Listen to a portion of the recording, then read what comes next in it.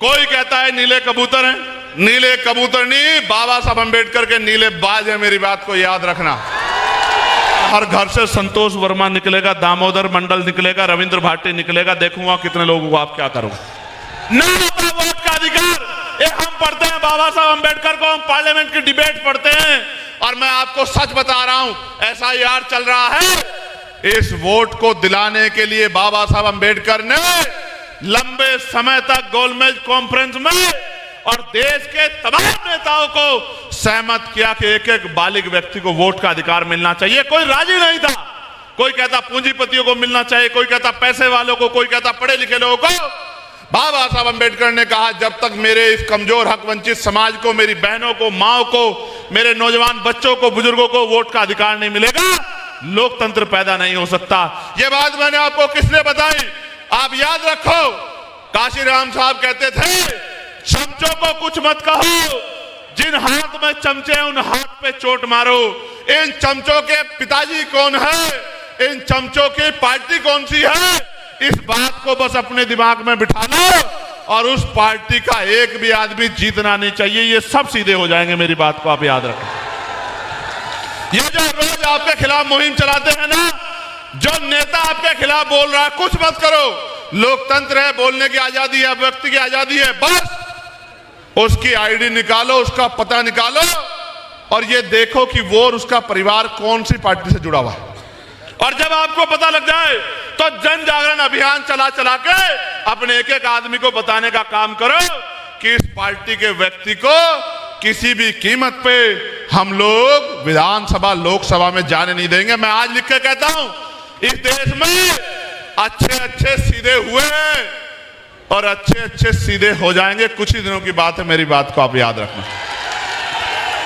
MP की हवा बदल रही है, नौजवानों में गुस्सा है, बहुजन चेतना जाग रही है और मैं लिख के देता हूं, याद करो, जब मध्य प्रदेश से जाके बाबा साहब अंबेडकर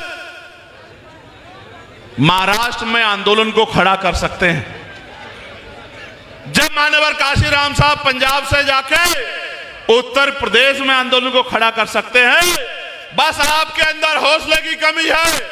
90% आबादी SC ST OBC की है मध्य प्रदेश में, SC ST OBC की आप में हौसले की कमी है। ये कांग्रेस के लोग किसकी वोट से MLA बनते हैं, ये बीजेपी के लोग किसकी वोट से MLA बनते हैं? वो तो 90% आपका है और राज किसी और का है।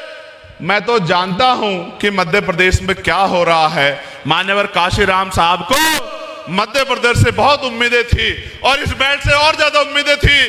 वो कहते थे इस बेल्ट का, मेरा बहुजन समाज का व्यक्ति स्वाभिमानी है, वो भूखा रह लेगा लेकिन स्वाभिमान से समझौता नहीं करेगा। इसका उदाहरण 2 अप्रैल 2018 को हमने देखा था।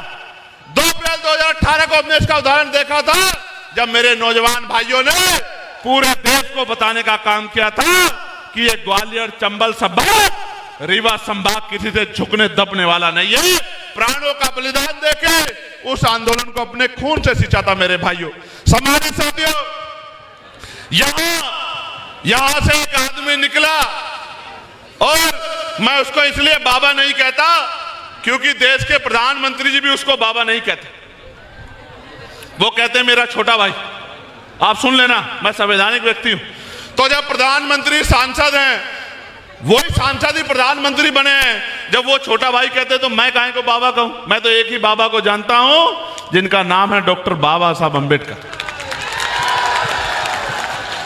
तो उन्होंने नारा दिया कि जात पात की करो विदाई, तो दामोदर साहब खड़े हो गए, बोले जी विदाई कर देंगे, ठीक है, लेकिन मेरे 5-4 सवाल इनका जवाब दे दो।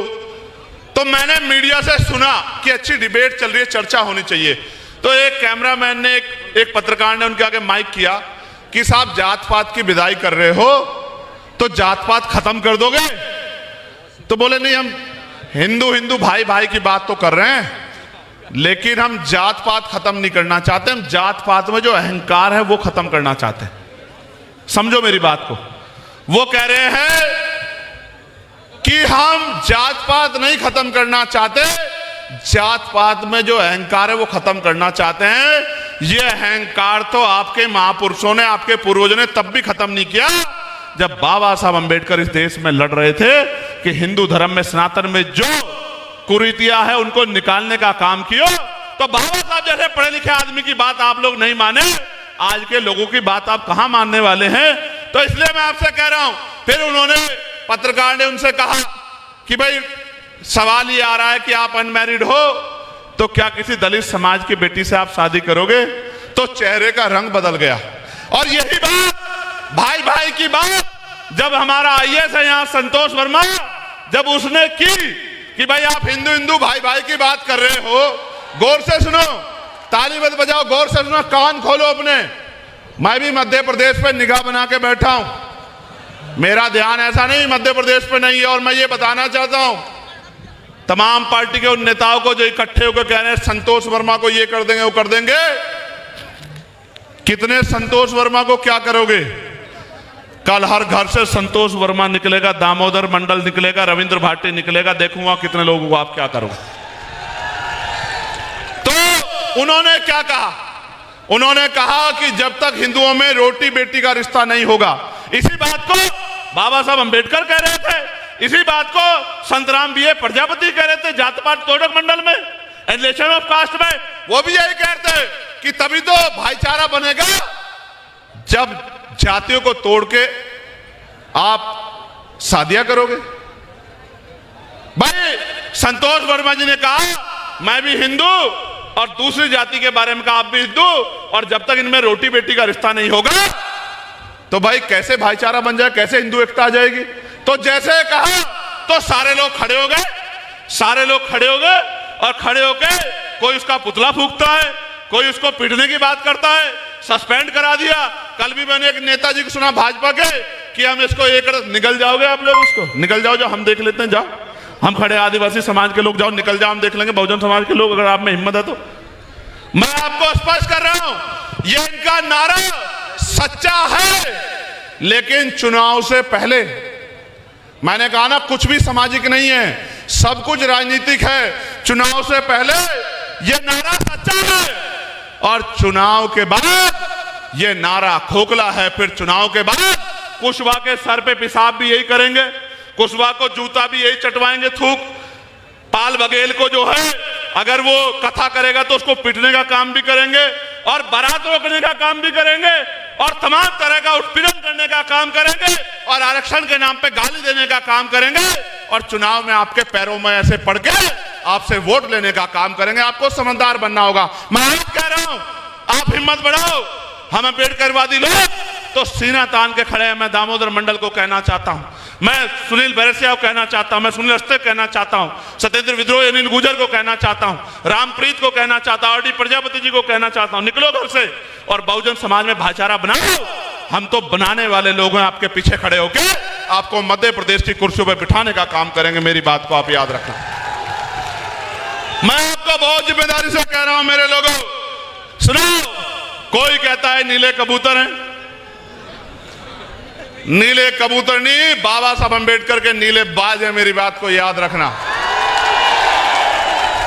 और बाज जब शिकार करता है ना तो वहीं से उठा लाता है जहां छिपके बैठा होता है उसका।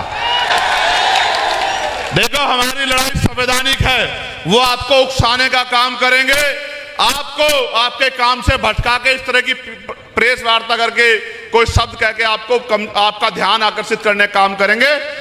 इन पे ध्यान नहीं दे